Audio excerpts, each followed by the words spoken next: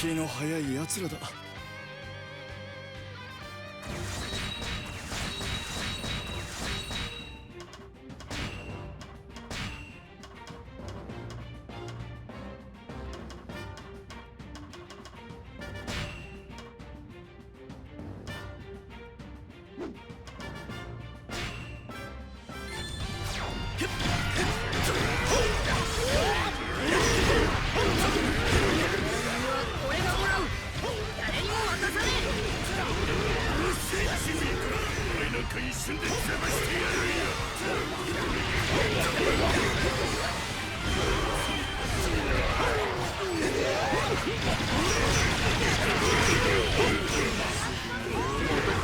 この手で切り捨ててやる。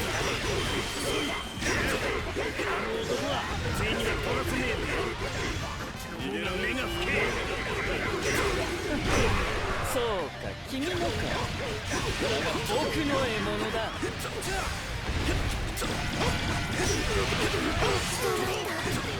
ここまで強いなんて。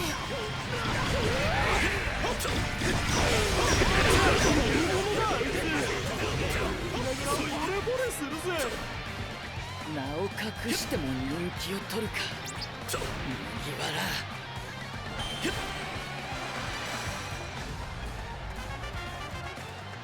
終わったか。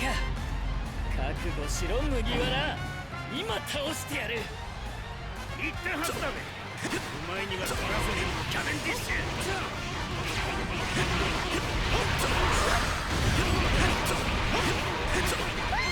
こんなところで暴れないで。誰か2人を止めて。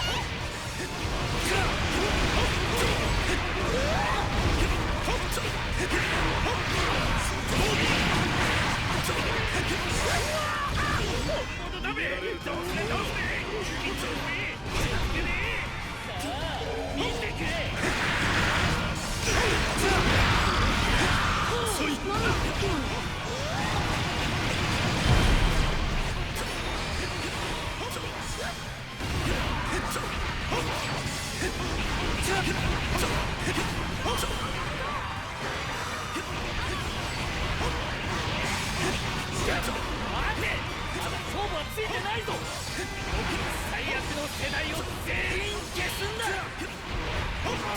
俺今急いでんだ。兵士、こっちよ。逃がしてあげる。ついてきて。ここまで。早くドラゴンを助けに行かねえと。出口ここだ。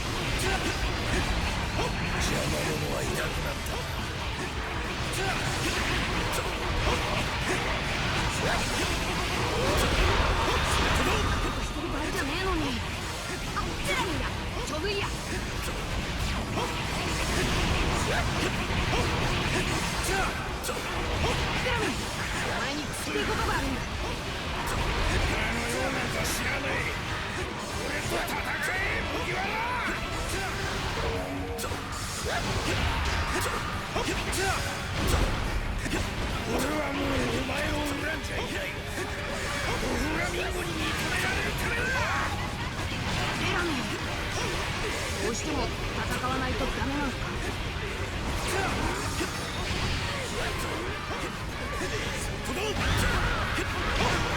逃げられると思うな。戦いたくないけど、これがお前の覚悟なんだな。俺にも貫くべき筋が。お前を倒して幹部になると決めたんだ。だったら全力でやってやる。優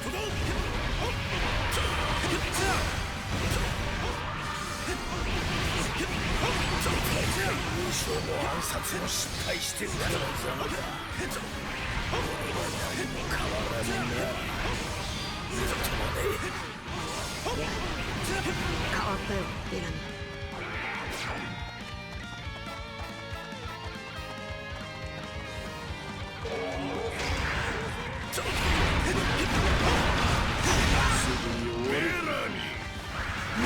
暗殺に失敗したらしい。あんたには消えてもらう。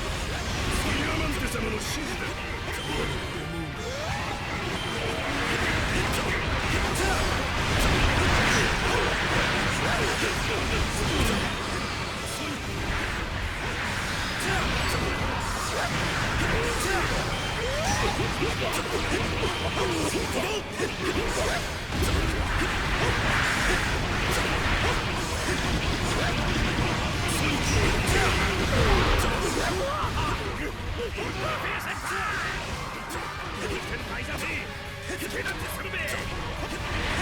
お前さっきね、誰だか知らねえけど助かる。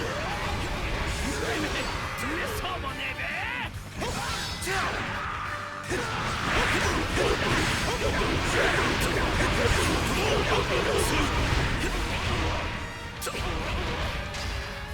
倒しても倒しても湧いてくる薄気味悪い人形だね。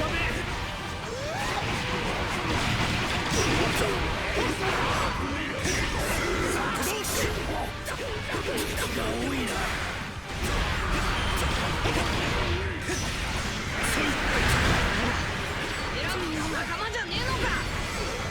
エラミン、ミンゴに認められようって命張ってんだぞ。ふざけんな。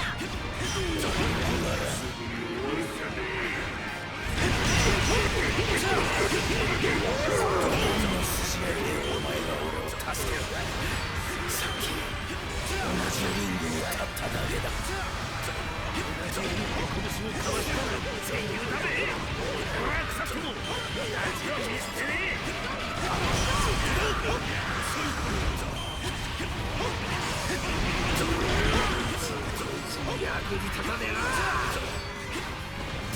俺が直々消してやる。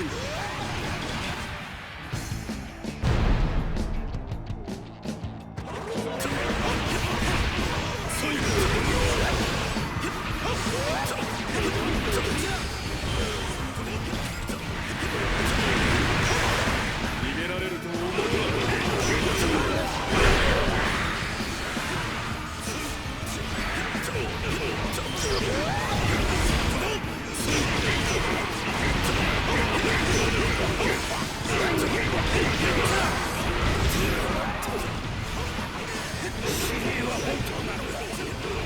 本当にドーラミンゴが俺の手触りだからとどめを刺しておくだ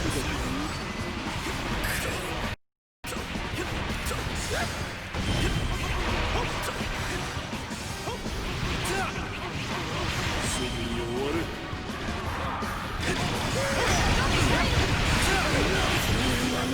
逃げられると思うな。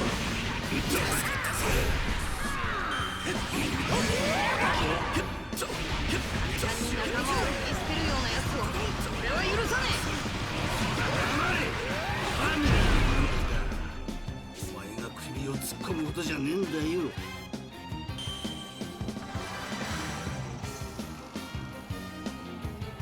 騒ぎになるとまずい。Alright, so this DLC, I'm sure you'll be noticing a pattern by now, but these guys don't have any passives. There are no new levels or modes or anything added. This guy does not even have air combos. He's like anime Wolverine. That's what I'm gonna call him in the title. It's like anime Wolverine, and he has no air combos whatsoever. A lot of his moves are aerial enabled, but he has no combos, so he's basically just going to be doing his normal attack in the air over and over and over and over again. I don't know why the game is designed this way. I feel like these guys should at least have passives. You know, even if they don't want to make new content, you know, to make these guys actually something useful to play in, at least if you're on PC, where the game is basically dead in terms of population, no one's really playing online, have that luxury that the console players have. They could at least add a passive so that, you know, maybe you could play the existing characters in a different way. You know, some of the passives actually do actively change how the characters are played, and if you're not trying to go for optimal play, which is not really needed in this game unless you're trying to speedrun or play online, I think that would add a decent amount of replay value. But all you get with these guys is a moveset that's fun to play with for an hour, and then you shelve the game for another 3 months. I have to say I'm really disappointed with this DLC.